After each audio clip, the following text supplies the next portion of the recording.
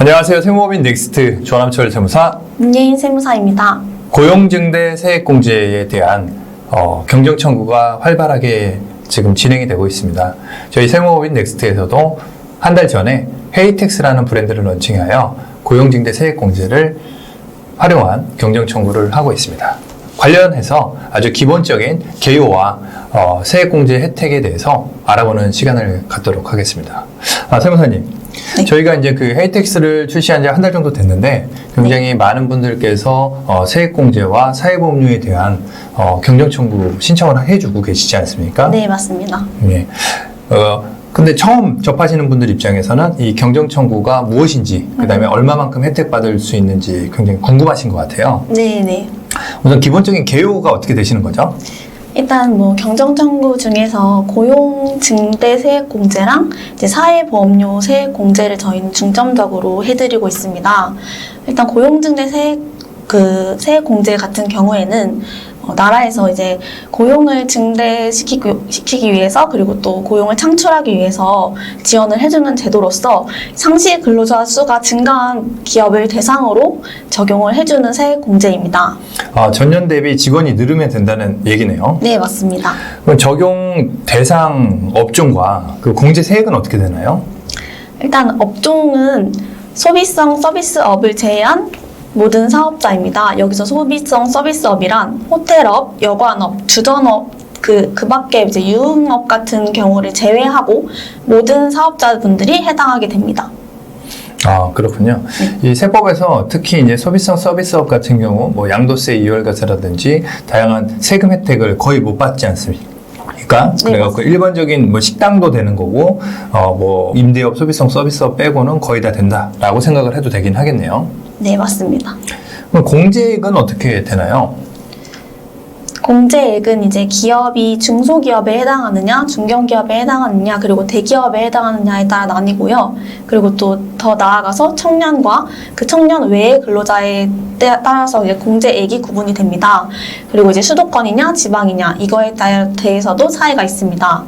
먼저 이제 중소기업에 대해서 말씀드리면, 중소기업이 수도권 내에 해당하는 경우에 청년 등 그 근로자에 대한 세액 공제는 1인당 1,100만 원입니다. 그리고 그 외에 청년 등에 해당하지 않는 근로자의 경우에는 700만 원에 해당하는 금액을 공제받을 수 있습니다.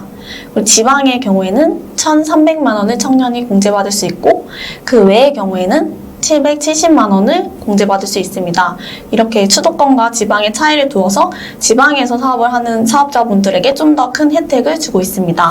네, 그 판단을 할 때 청년 등이라 함은 만 15세에서 29세, 그리고 군대를 갔다 왔다고 하게 되면 군대 갔다 온 연령 네, 포함이 될 거고, 그 다음에 만 60세 이상의 노령자 또는 장애인, 5.18 민주화 운동 부상자 등이 이제 청년 등에 포함된다고 볼 수가 있겠네요. 네, 맞습니다. 그리고 여기서 노령자 같은 경우에는 그 근로계약 체결 당시에 이제 60세 이상을 해당하는 자를 의미합니다. 청년도 마찬가지죠? 네, 맞습니다. 네, 어쨌든 최초 당시의 만 나이를 기준으로 책정을 한다라는 거죠. 네. 그리고 고용 이후에 이제 청년에 해당하지 않게 되는 경우에 그때부터 이제 청년 외에 해당하게 됩니다. 네, 그렇군요. 네, 사후 관리는 어떻게 적용이 받을까요? 사후 관리의 경우에는 이제 중소 중견기업과 그 외의 기업의 차이가 있습니다. 중소 중견기업은 일단은 1차 연도랑 2차 연도까지, 2차 연도와 3차 연도까지, 그러니까 총 3개 연도를 이제 공제받을 수 있습니다. 그리고 그 외의 기업의 경우에는 2차 연도까지 공제를 받을 수 있기 때문에 그 이후에 2차 또는 2차, 3차 연도에 상시 근로자가 감소하게 되는 경우에는 세액 공제 적용이 배제됩니다. 그렇군요. 어쨌든 감소한 과세 연도에 세액 공제는 배제가 되는 거고요. 네, 맞습니다. 그다음에 감소한 과세 연도의 감소 인원 곱하기 1인당 그 세액 공제액을 추가 납부해야 되는 네, 맞습니다. 그 사후 관리를 받게 되는 거군요. 네. 네, 간단히 고용증대에 대한 세액 공제를 확인을 해봤고요. 중소기업 사회보험료 세액 공제에 대한 혜택도 한번 알려주시죠.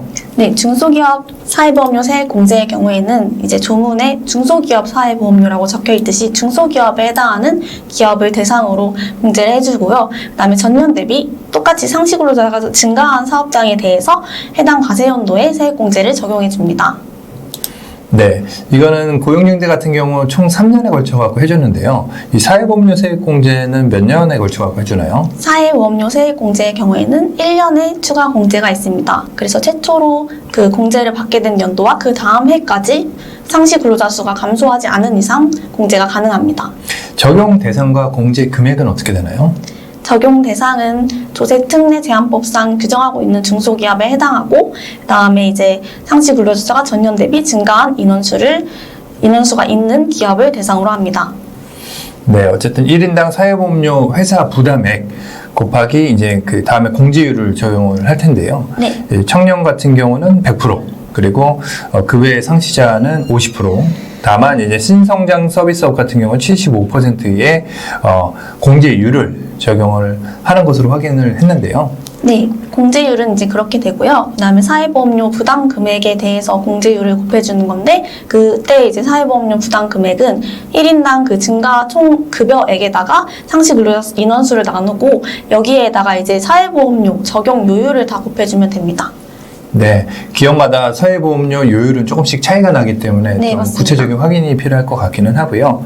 이에 따른 사후관리는 어떻게 될까요? 사후관리는 이제 공제 기간 중에 전년도 대비 상시 근로자 수가 감소한 경우, 그러니까 유지하지 못한 그 기업의 경우에 사후관리가 적용이 되는데요. 원래 사후관리는 기존에는 없다가 이제 이게 22년도 적용 개시년도부터 개정이 되어서 생긴 규정입니다. 그래서 22년도부터 이제 상시 근로자 수가 감소하면은 추징이 해당하게 됩니다. 그렇군요. 그 다음에 이제 그 고용중대 세액 같은 경우는 공제되는 세액의 20% 농특세가 발생되지 않습니까? 네.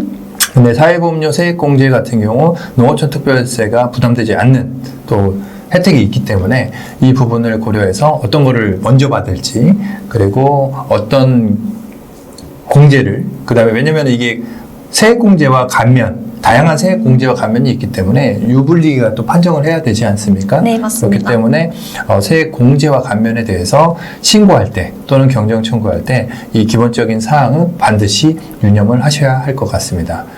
오늘 시간에는 간단히 고용중대 세액과 사회보험료 세액에 대한 기본적인 개요와 공제 금액, 사후 관리 등에 대해서 알아봤습니다. 다음 시간에 보다 유익한 정보로 찾아뵙도록 하겠습니다. 감사합니다.